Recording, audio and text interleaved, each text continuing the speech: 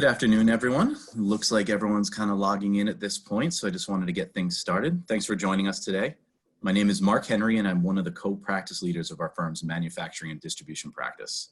We're very happy to share our firm's first M&D survey today, and we'll be joined by a distinguished economist to discuss his perspective on the industry. We decided to launch our survey during the pandemic to get a temperature check on how businesses were responding and how COVID was influencing decisions for the future. We conducted a survey of the owners and leadership of over 200 manufacturing and distribution companies, none of which were clients of our firm, during June of 2020. We felt that combining these independent results with what we were learning every single day from our clients was the best way to learn and share our experiences. Our firm's practice group is head up by myself, Mark Fagan, and John Giordano. Mark Fagan is an audit and consulting partner in our White Plains, New York office. John Giordano, who is joining me today, is an audit and consulting partner in our Long Island office. John will be monitoring any and all of your questions coming in through the Q&A comment section. So if you have questions on the survey or for our guest speaker, please fire away. We want this to be as interactive as possible. After his presentation, we'll address them. Our survey covered various sub-industries such as building products, technology, food and beverage, auto, amongst others, and was evenly distributed with companies throughout the middle market, ranging from 10 million in revenues to 1 billion in revenues. Some of the key takeaways, as you can kind of see on this slide, 47% of respondents showed significant or modest revenue growth during this time. Going back into March, I don't think any of us saw this as achievable. I know there was a lot of stress back in March, and the fact that we're reporting 47% growth is fantastic. But we know from our clients that there were many pivots such as PPE manufacturing, or companies who formerly sold to restaurants converting their business models to farm to table through online sales. The question becomes, how much of these pivots are short-term changes in consumer behavior or long-term changes? One major item to weigh during this transition is inventory management. As companies have shifted business models to focus their efforts in new ventures, how are they keeping systems in place to monitor the sell-through of their older inventory? And how are they managing new inventory levels with the uncertainty of how long these new revenue streams will survive? Also, most of the respondents linked their success to their e-commerce platform and or working with Amazon. The key to maintaining this success will be investments in ERP systems and cybersecurity tools to support the demand for these channels. As banks have tightened some of their credit policies during these unsecure times and uncertain times, it'll be crucial for businesses to prepare cash flow projections, work with their banks, and find channels to access capital to make these investments. With that, I would love to introduce our guest speaker, Mr. Anirban Basu. If you were able to join us in previous years at our Economic Summit at Gillette Stadium, which I know a lot of you were, home of the New England Patriots, you know you will enjoy hearing what he has to say. Mr. Basu is chairman and CEO of Sage Policy Group, an economic and policy consulting firm headquartered in Baltimore, Maryland. His firm provides strategic analytical services to a variety of industries. He lectures at Johns Hopkins University in global strategy and has also taught international economics, urban economics, micro and macroeconomics. His radio show can be heard weekdays on 88.1 FM, WYPR in Baltimore. Mr. Basu earned his BS in foreign service at Georgetown University in 1990. He earned his master's in public policy from Harvard and his master's in economics from the University of Maryland. His JD was earned at the University of Maryland School of Law. His doctoral work is in health economics and has taken place at UMBC. Thank you for joining us today, Anirban. We are looking forward to hearing your perspective. Righto, thank you very much. My name is Anirban Basu. The presentation today I'll be delivering is entitled Manufacturing and Distribution in the Time of Corona. I have seen some of you, spoken to some of you at Gillette Stadium, home of the New England Patriots. That's a road game for me. I'm from Baltimore. This is a home game for me right now. Quite literally, I'm in my house. So let's talk. Next slide, please. Let's get into the material. So here we are, in the midst of the pandemic. I would argue to you that the pandemic began from an economic perspective on March 9th of 2020. And you say, perhaps, Anirban, you're dead wrong, sir. I mean, that's very specific, but still dead wrong, because they call this COVID-19 for a reason. It's because it was discovered in 2019, whether in November or December of that year. That's a fair point. But I will say that the crisis began economically on March 9th, because that's the day that the Dow Jones fell more than 2,000 points. At that time, that was a daily point decline record on the Dow, and that's when US equity investors woke up to the reality that this was no passing affair, that this was a major economic event. And in fact, we set daily point decline records on March 12th and March 16th on the Dow Jones. You might remember the Dow Jones goes from 29,000 and change to 18,000 in the blink of an eye. And of course, I know this and you know this, the stock market is not the economy. On the other hand, what the stock market was doing at that time, at least the US equity markets, is recognizing that there would be economic impacts. Now, I'm speaking today to manufacturers and distributors. Ultimately, what matters, arguably, is final demand. For manufacturers, there's got to be a consumer at the end of the day. For distributors, there's got to be a consumer at the end of the day. So here I'm showing you a graph of retail sales, and in some sense trying to quickly summarize what's transpired economically today. My presentation will only be for another 28 minutes or so. So the recession, as it turns out, is dated to have begun in February. So I make the claim that the crisis began on March 9th economically, but the National Bureau of Economic Research indicates that the recession began in February. And one of the reasons for that is that's when retail sales began to slow. And that's what it shows on this slide. So you might remember coming into the year, we had lots of momentum. We added, for instance, more than 200,000 jobs as a country in January, 251,000 jobs in February, and then we hit the wall economically. March, is a terrible month, and April is the worst month in the history of this country economically, I would argue. But back in February, we were aware of the virus. Some of us had begun to social distance. You might remember at meetings or conferences, we had stopped shaking hands so aggressively by that point. We were fist pumping, and then we did the elbow bump, and then we did the kid and play toe tap, if you know what I'm talking about. And I think you do, you're Citrin Cooperman stakeholders.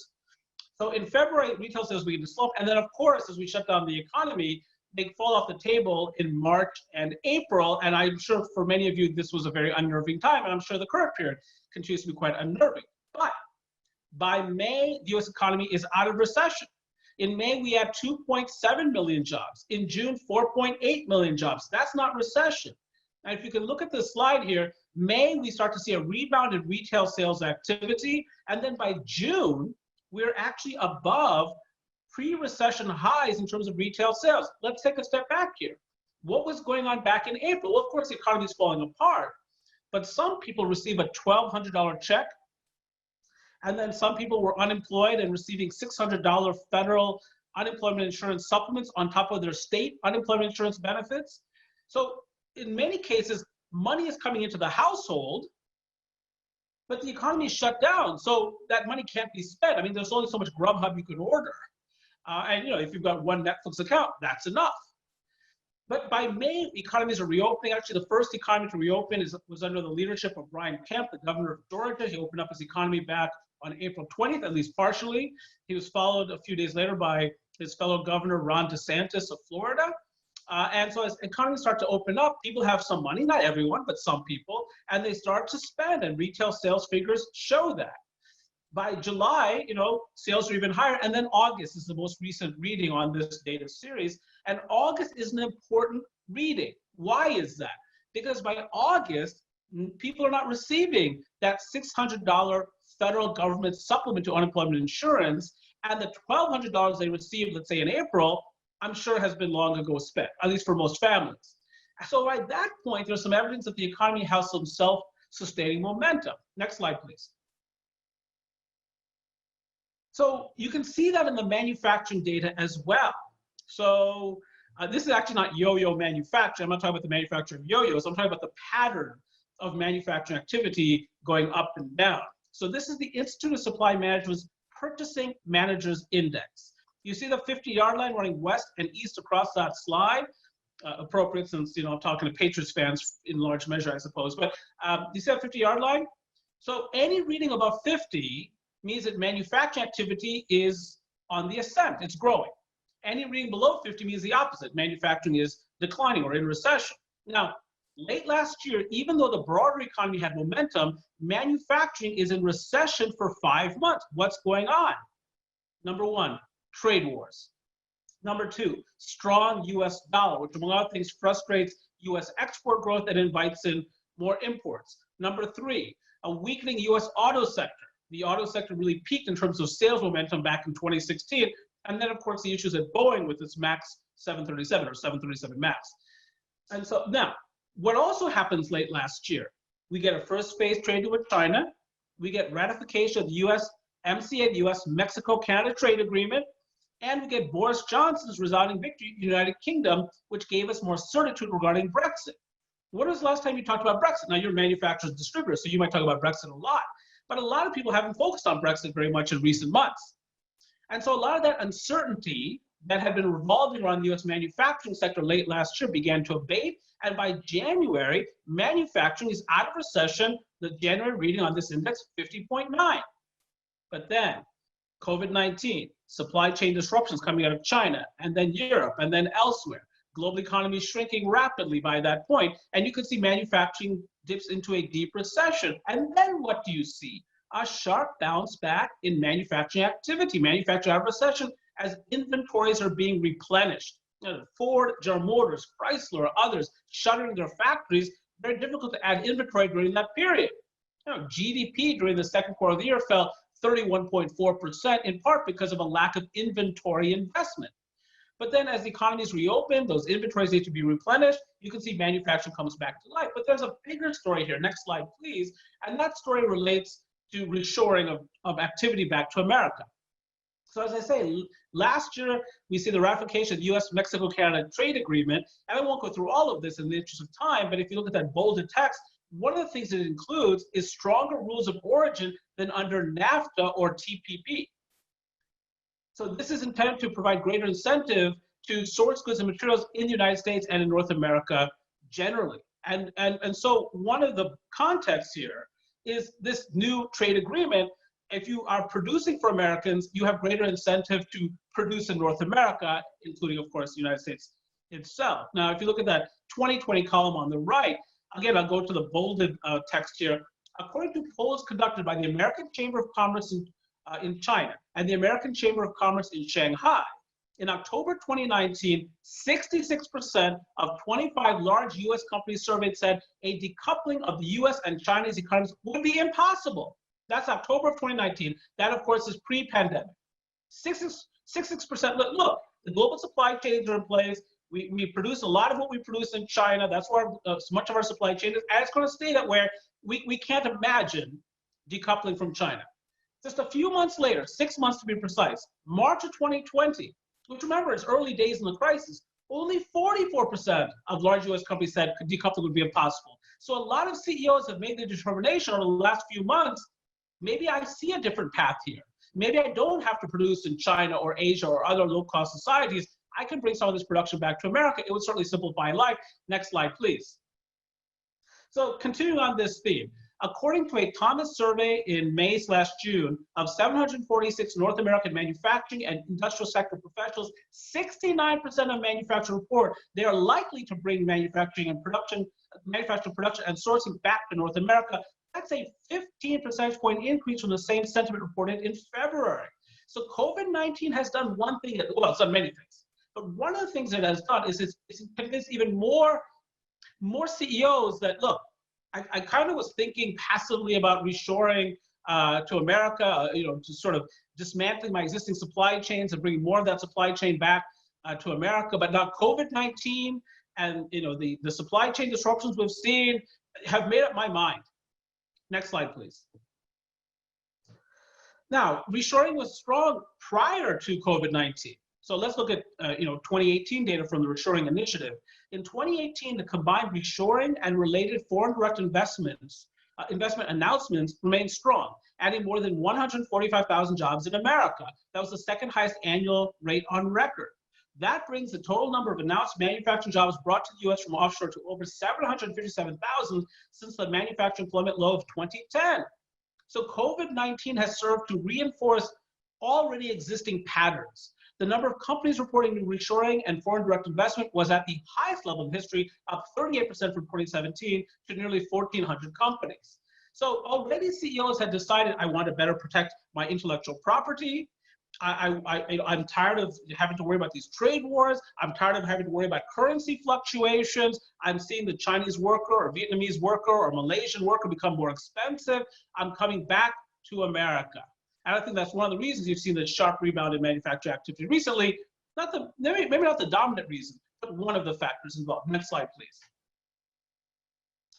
This is from the consulting firm Kearney. Kearney is a phenomenal firm. Kearney's Reshoring Index recently revealed a dramatic reversal of a 5-year trend as domestic U.S. manufacturing in 2019 commanded a rising share versus 14 Asian low-cost countries. Now, look, it's not just about reshoring from China. It's also about reshoring from other low-cost countries. In 2019, imports of manufactured goods from 14 Asian low-cost country offshore trading partners shrunk to $757 billion from $860 billion in 2018. That was a 7.2% decrease. So that's imports of manufactured goods from 14 Asian low-cost countries. Meanwhile, U.S. domestic gross output of manufactured goods reached $6.3 billion in 2019, virtually unchanged from 2018. So even in the midst of trade wars, America's gross domestic output of manufactured goods remained pretty constant. That's pretty impressive. 2019 saw companies actively adapting to what then felt like a major disruption, the US-China trade war, by reducing imports of manufactured goods from China while increasing manufacturing imports from the other countries in the Asia low-cost country sample, as well as from Mexico. Okay, so I need to point that out too, that it is not the case that simply moving out of China means that you reshore production to America. That would be an oversimplification. There's lots of alternatives to China, whether Bangladesh or Vietnam or Mexico, or whatever it happens to be, that's true. But we are seeing, in fact, some of this reshoring back to America, including the states like Ohio and South Carolina, which have been among the leaders in terms of attracting reshored manufacturing jobs. Next slide, please. So, reshoring is a response, obviously, to shifting macroeconomic factors. What are those factors? We mentioned some of them already. Increased wages, fluctuating currency values. And that's just a complication with which firms have to deal. Now, you can buy futures contracts, and sort of hedge against currency fluctuations, but it represents another cost in a world in which manufacturers are facing enormous competition and therefore we want to try to minimize costs. Labor productivity, and I'm going to come back to this a lot. Gains in output per manufacturing worker is also a factor, as it turns out. And then in North America, at least, in part because of the shale revolution, the reduction of energy costs from 2004 to 2014 has been especially important in inducing many manufacturers to reshore to America to enjoy some of the world's lowest energy costs. Next slide, please. Now, what is productivity? What is productivity? Labor productivity is a measure of economic performance that compares the amount of goods and services produced against the number of hours worked to produce those goods and services. So typically, labor productivity is measured as output per hour worked. Output per hour worked. Now, what do we know about America? That labor productivity has not been growing rapidly in recent years. For instance, if you look at data back to World War II, American productivity, that's again, output per hour worked, has increased at a 2.2% annual rate since the end of World War II, 2.2%. But since 2007, that rate of annual increase has been around 1.5%, much slower.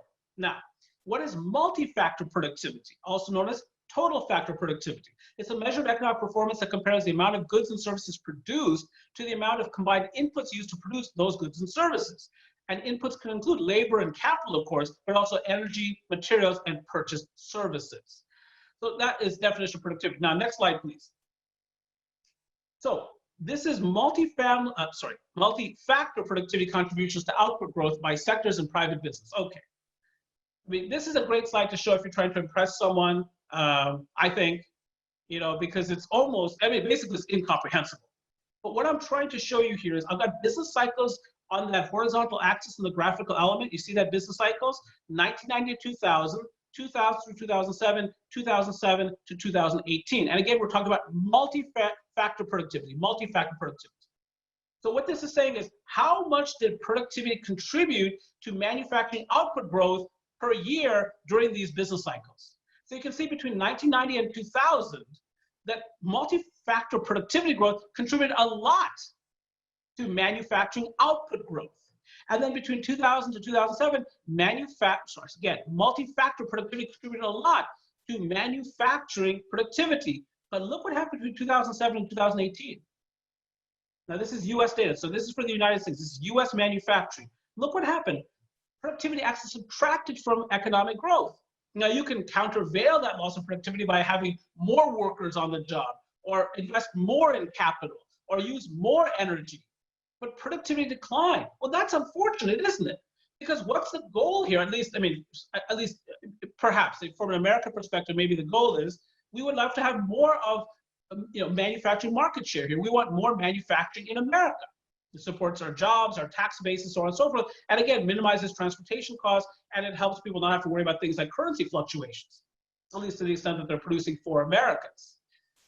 Next slide, please. Now, what about contributions to output growth in manufacturing by business cycles? So now I'm trying to break things down a little bit. I'm still showing you those multi-factor productivity numbers, that 0.57%, or that 0.57%, that 0.56% from 2000 to 2007, and the negative 0.9%. So that's the same as the previous slide, but now I'm giving you some granularity. What about labor's contributions, or labor productivity's contributions to output growth?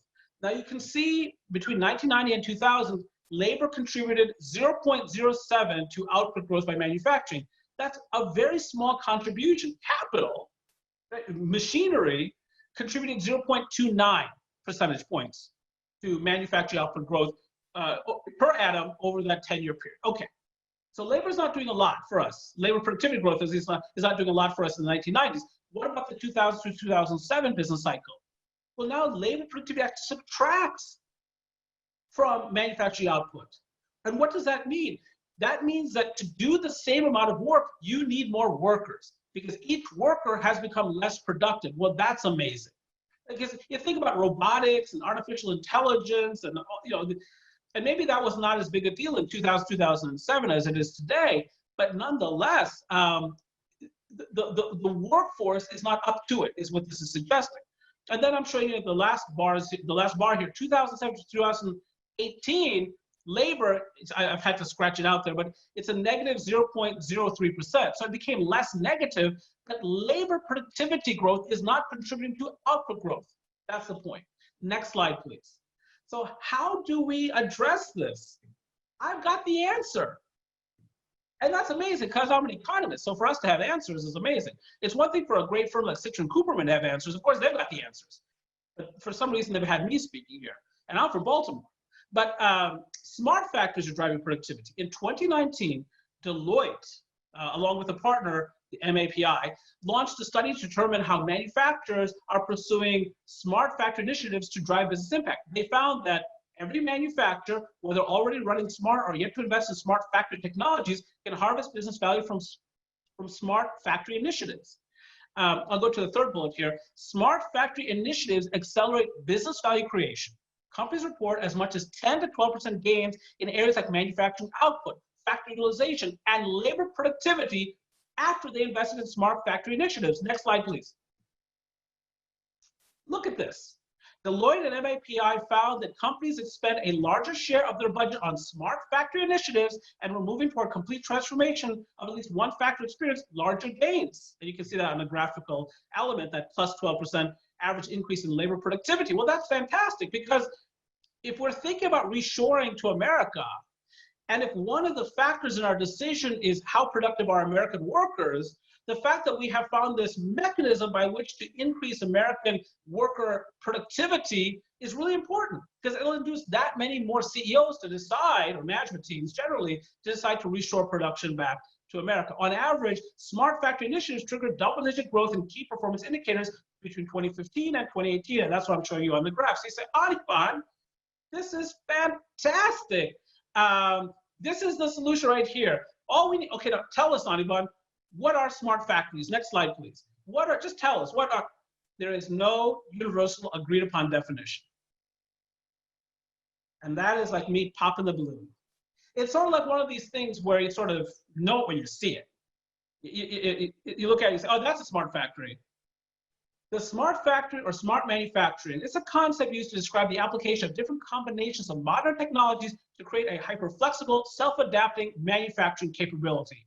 I don't know about you, I'm just a simple economist from Baltimore. It sounds like a lot of management consulting speak to me, but this is the terminology. And again, you know it when you see it. The way the term smart factory is often used refers to a highly digitized shop floor that continuously collects and shares data through connected machines, devices, and production systems. So apparently, and I think this is right, it's about the data. It's about continuous improvement in production processes through constant data collection and data analysis and monitoring. That's what it's about. You know, the old-fashioned speak would have been learning by doing. But now we're learning by doing with computers helping us to learn faster. Those data can then be used by self-optimizing devices or across the organization to proactively address issues, improve manufacturing processes, and respond to new demands. Okay, there, I've said it. So that's you know, the notion of smart factory. Next slide, please. Now I want to get back to talking about the macroeconomic outlook, and then I'll conclude. I have about 8 more minutes here. So these are major economic forecasts for U.S. GDP growth. I would argue to you that to date, the recovery, this initial phase of recovery from the crisis has been V-shaped.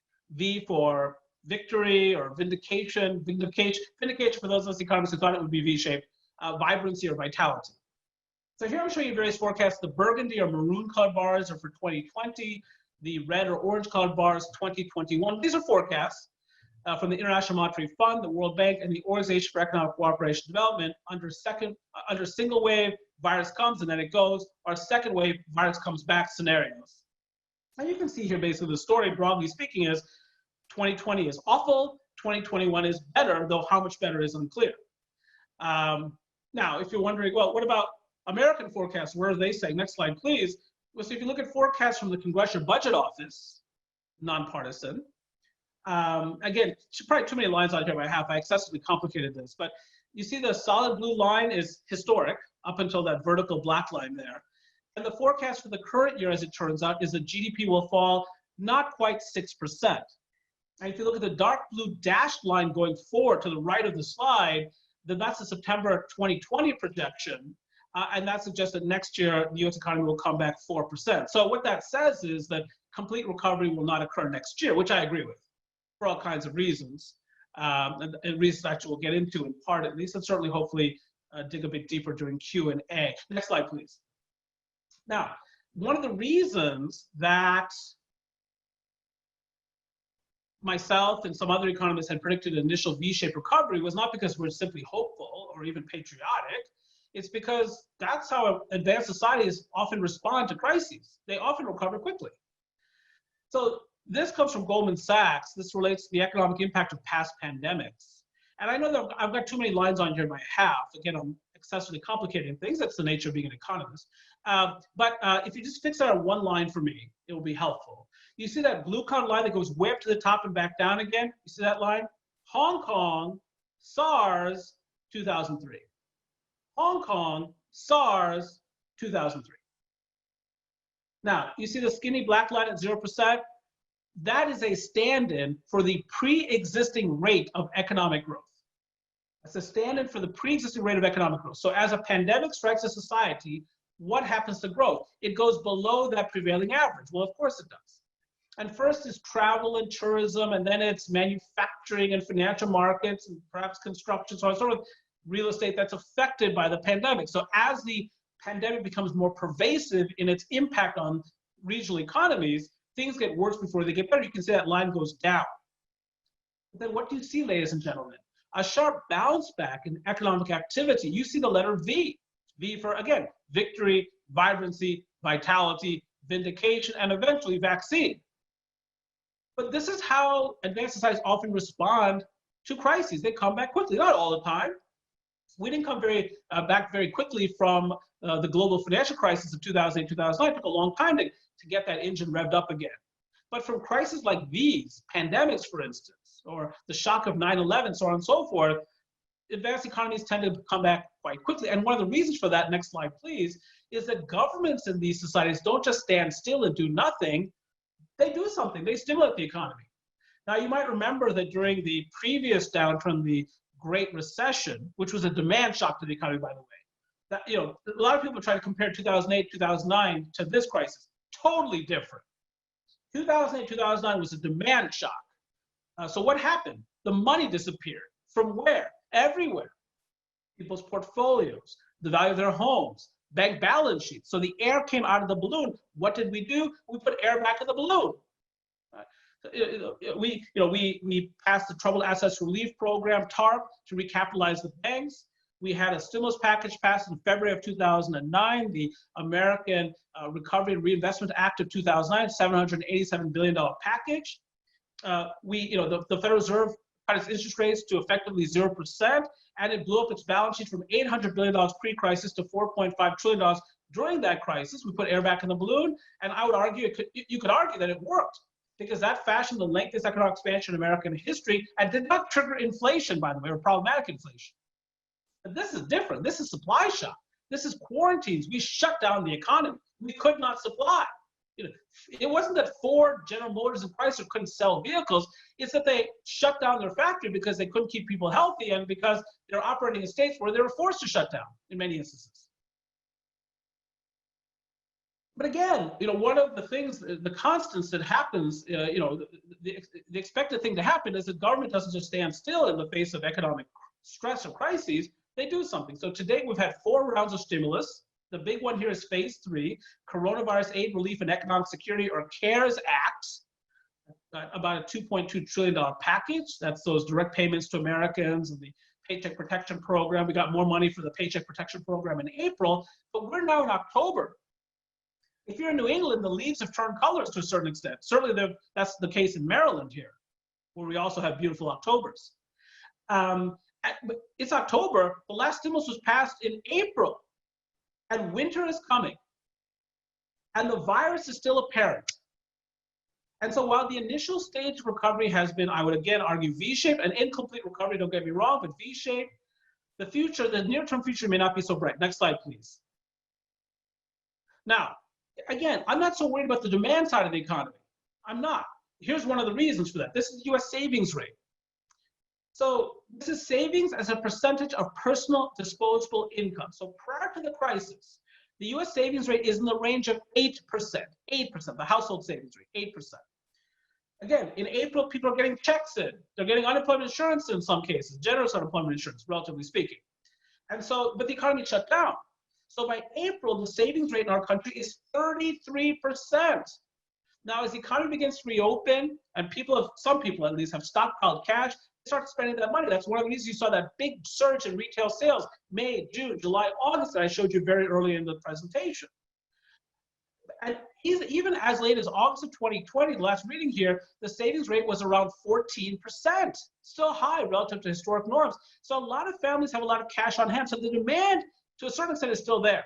So if you're a food distributor, or you are in the business of distributing to auto dealers, there's still demand out there, and of course, low interest rates help in that case. But here's what I'm worried about. Next slide, please. I'm worried about another supply shock, about us having to shut down the economy again. Those of you in Massachusetts, you have been among the most shut down economies in the country. Those of you in New York have been among the most shut down economies in the country. New York and Massachusetts have lost a lot of jobs. I'm not saying that those shutdowns were wrong-headed, not at all. That's not my job here to talk about those public policies. But economies in the South, generally speaking, Florida, Arizona, Georgia, so on and so forth, have been more eager to remain open. At least their governors have been more eager to keep their economies open. Governor like Doug Ducey in Arizona, much more so than, say, let's say a governor in California, Gavin Newsom, who's been much more aggressive in keeping his economy shut down. And so Arizona has lost relatively few jobs. California has lost a lot of jobs. Again, I'm not arguing that that's right or wrong, because there's public health considerations.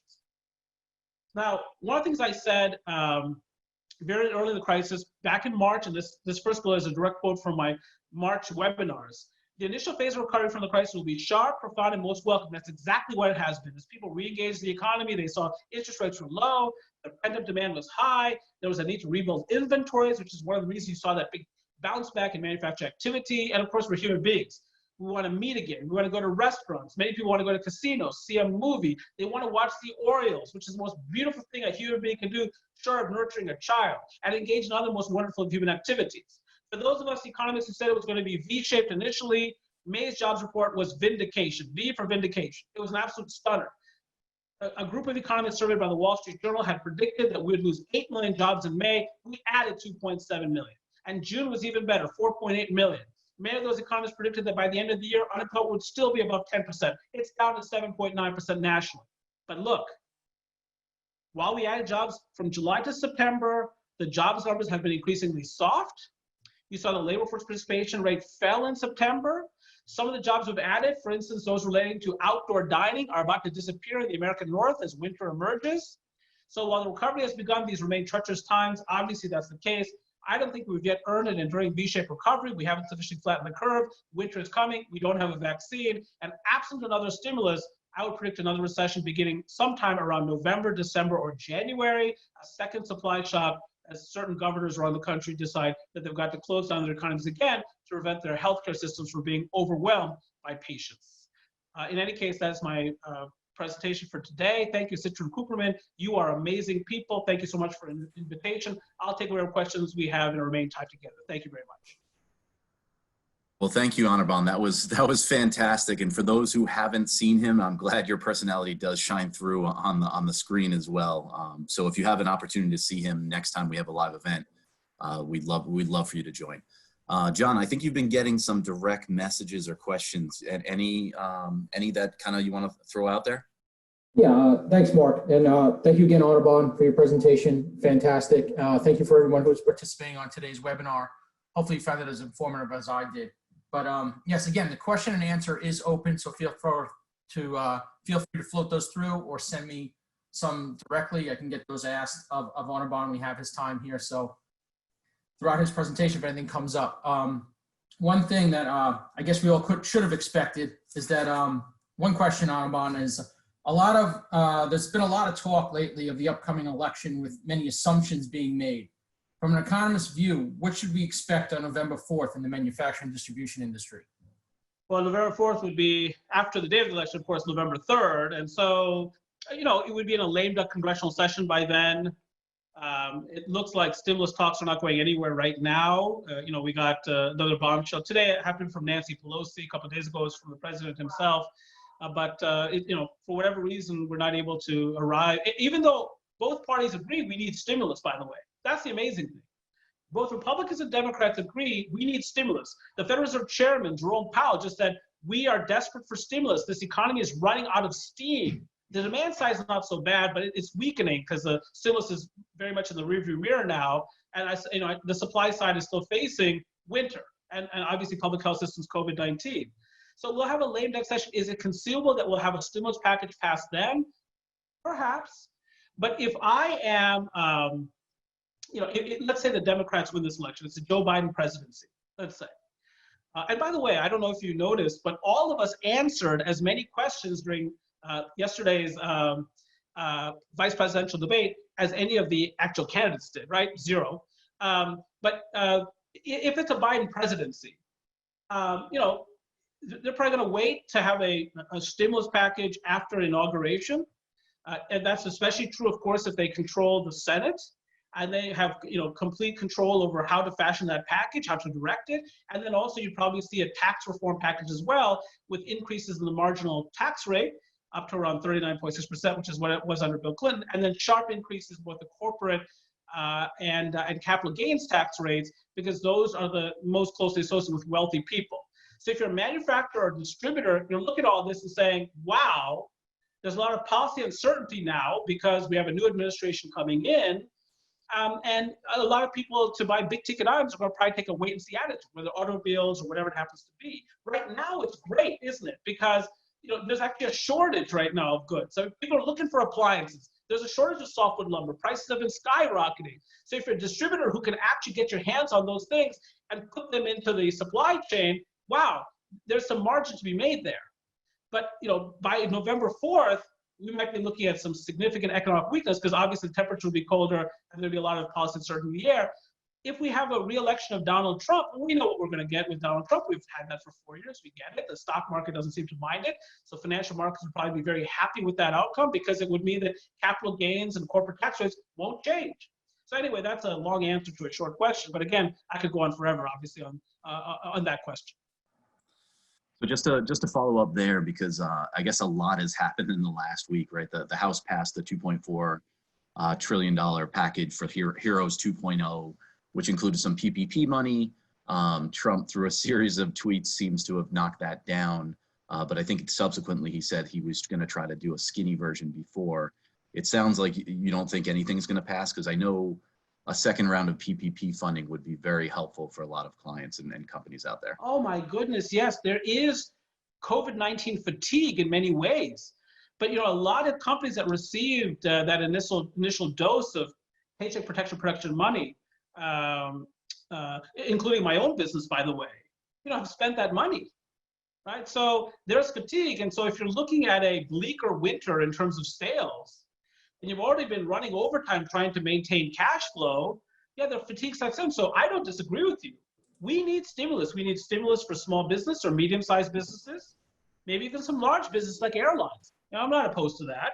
We need assistance for households, many households. There's no question about that, especially because some of the people who have regained employment, let's say in May, June, July, August, as we started things like outdoor dining, are now about to lose those jobs again as that activity goes away. Regal Cinemas earlier this week, shut down their operations. They wanted to have people come to the movies. It didn't happen. Part of that I think is because there's no blockbuster movie out there for people to see. There's no Titanic or Lord of the Rings, Return of the King. But in any case, they did that. So that's jobs being lost that probably had been won during the summer. So yes, paycheck protection money, help for families, and then help for state and local governments, because state and local governments' finances have been battered, and that includes states like Massachusetts and New Jersey, so on and so forth. And so absent those states and municipalities have to balance their budgets each and every year. So if you start cutting back on police officers, firefighters, garbage collectors, teachers, so on and so forth, that will further reinforce this economic weakness. So yeah, we need stimulus, but it's hard for me to predict a political outcome. I mean, we're one tweet away from getting a stimulus, right? One tweet away. 240 characters, bam. Okay, negotiations are back on. Nancy Pelosi, we're ready to deal. But and then you got Mitch McConnell, obviously, in the mix. Anyway, if we don't have a stimulus, we're headed for another recession. That's the prediction. Thank you, Anirban. Another one that actually came through from some of our participants is, why has inflation not been an issue over the past decade? And do you think interest rates will turn negative at some point? Right. So, in fact, inflation has not been an issue, or at least problematic inflation has not been an issue for the last 4 decades, I would argue.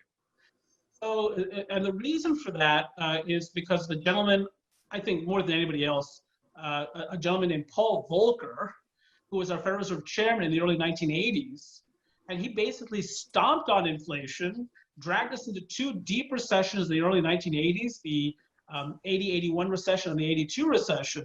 And I give him more credit than anybody else. And I apologize to Ron Reagan or Bill Clinton or anybody else, but I give him more credit than anybody else for the economic booms of the 1980s and 1990s, because he's the one that set the table for that low inflation, low interest rate environment that we've seen for the last 4 decades, including during the 80s and 90s. And so during the, I'll give you an example, during the global financial crisis of more than a decade ago, as I say, the Federal Reserve blew up its balance sheet from $800 billion to $4.5 trillion. Today, the Federal Reserve's balance sheet is around $7 trillion. But $800 billion to $4.5 trillion. And so they injected money supply freely into the economy, adding lots of liquidity, trillions of dollars worth of liquidity. So you might have thought that we would have some inflation at that time or after a period. But we did not have problematic inflation. Prior to the pandemic, as measured by the core CPI, or the core consumer price index, inflation in our country was running between 1.5% and 2.5%, just perfect, because the Federal Reserve's target is 2% inflation. In fact, the Federal Reserve has been so unconcerned about inflation that last year, even as we marched toward that 50-year low in unemployment of 3.5%, they cut rates not once, not twice, but thrice. So the question is, since Paul Volcker, we've had many Federal Reserve chair people, We've done a lot of stimulating to the economy in various ways. We've cut taxes, we've increased money supply, so on and so forth, and yet inflation's not been a problem. Why is that? Globalization, I would argue, globalization. That over the last 4 decades, we have benefited, at least from the perspective of inflation moderation, from access to Chinese workers, Bangladeshi workers, Mexican workers, Guatemalan workers, Honduran workers, so on and so forth. Even Southern United States workers, right? We've seen a shift in manufacturing from the American North, Michigan, Ohio, to the American South in some instances, South Carolina, Texas. So, so even when manufacturing has been kept in the United States, often manufacturers have looked for lower wages, at least by, for instance, by moving from the American North to the American South. I'm not saying that's a good thing or a bad thing, but it is counter-inflationary. Now, what's the issue? We've even added more to money supply. At some point, the global economy will rebound. Productivity growth is weak, on top of that, global supply chains are buckling. So for reshoring more jobs, that's great on the one hand, more Americans working and manufacturing, fantastic. But American workers are still much more expensive than Chinese workers or Mexican workers or workers in other parts of the world. And so that's inflationary. So is it conceivable that in a year or two, you and I, Citrin, Cooperman, and I and others will be talking about inflation and rising interest rates? Yes, it is absolutely possible. So that's something to watch for. Great, thanks, Anirban. Not sure if you saw, we have another one come through. One of our esteemed colleagues is asking and wondering, are you concerned at all by the level of our national debt? And how can we fund another massive relief package? Yes, well, of course, I am concerned by the level of our national debt. The national debt prior to the crisis stood at $23.5 trillion. It just passed the $27 trillion mark. During the federal fiscal year that just ended on September 30th, our nation ran a $3.3 trillion annual budget deficit. That's equivalent to 16% of gross domestic product. The forecast from the Congressional Budget Office is that next year, it'll be a 1.8, I should say this fiscal year, right? We're already in fiscal year 2021 federally, that this fiscal year will run a $1.8 trillion federal budget deficit, and that's if we don't have further stimulus. The Highway Trust Fund is set to go insolvent next year. Medicare is set to go insolvent in 2026, and Social Security Trust Fund a few years after that. So am I worried about the national debt? Oh, yes, I am. Absolutely. And what's happened with the bond market, the yield on the 10-year fixed in recent days has been about 0.7%. That's less than inflation. So what's been happening is the bond market has been giving the American government more rope with which to hang itself and to therefore hang the American taxpayer and investor in the process, right? Because if you're willing to lend the federal government money so cheaply at a less than inflation rate, at less than a rate of inflation, then the federal government says, well, I can use this money, let me borrow it, I'll pay it back sometime in the future. The problem is interest rates are not always going to be this low. At some point, you're going to have to refinance into higher interest debts, and then debt service becomes a real problem, particularly as these various trust funds become insolvent and more money has to be injected into those trust funds. The Medicare Trust Fund is a major trust fund, obviously. So I think at some point we're in crisis in this country. It's not a 2020 story. It's not a 2021 story. It's not a crisis till the bond market says it's a crisis. But at some point during the decade to come, I think the bond market's going to revolt. We'll see a period of rapidly rising interest rates, perhaps in the face of increasingly problematic inflation. And the Federal Reserve Chair at that time will have a very difficult challenge. They'll have the Paul Volcker challenge of, what do I do? Do I curtail money supply and drive the economy back into recession, or do I live with higher interest rates? And in some sense, there's no winning. And the better answer actually is to take the short-term pain, which is what Paul Volcker did, for long-term gain. Thank you. Thank you. Again, anyone have any questions to bring through to Anirban so we can address? If not, I have one more that actually came again direct to me. Today we talked a lot about the COVID shifts and creating demand, et cetera, through the pandemic. One question is, how much of the impact of COVID do you feel has created sort of a long-term shift in the economy versus short-term pivots just to get through and navigate the pandemic? How much is sustainable going forward? Yeah, a lot of this, a combination. It's a combination, but there's some segments that I think got a permanent shift here. I'll give you an example. E-commerce. E-commerce got a permanent shove forward. Obviously, e-commerce was gaining more market share, but it really gained a lot of market share in 2020. And the other thing is that a lot of people who were not on various online platforms now are on online platforms because they had to be. They had to get on Grubhub. They had to get on DoorDash. They went ahead and got Disney Plus and Netflix and so on and so forth. So the way that they're going to consume content going forward is very much changed. They now are streaming when they weren't streaming before. Look, a lot of people were streaming before COVID-19, but some people weren't. Some people were still watching, of all things, NBC. Can you believe that? Why would you do that? Now you stream Peacock, right? So some of the and the backbone of e-commerce, for instance, what is the backbone of e-commerce? It's data centers, fulfillment centers, and trucking. So trucking got a big push forward here. I think that in some sense, that's temporary, but it's multi-year phenomenon. So trucking got a multi-year shove forward here, going forward. Same thing with data center construction, same thing with fulfillment center construction. Some other things, look, do I think we're never going to take cruises again? I think the cruise ship industry is going to come back. Are we going to fly again? I think we're going to fly again. Are we going to have business meetings in person again? I think we're going to have business meetings in person again. So it really depends upon the sector, whether the impacts were temporary or permanent. Thank you very much. It looks like, Mark, I'm just navigating here. It doesn't look like we have any more questions coming in. If you want to bring us home. All right. Yeah. Well, Anirban, thank you so much. I think that was extremely informative, and you always deliver it with passion, which we appreciate. So it kind of waves through everything for us. So thank you everyone for attending. If you do have follow-up questions or want to speak to Anirban, actually, obviously directly or reach out to us, and we'll try to do our best to answer those. Have a great day, everyone.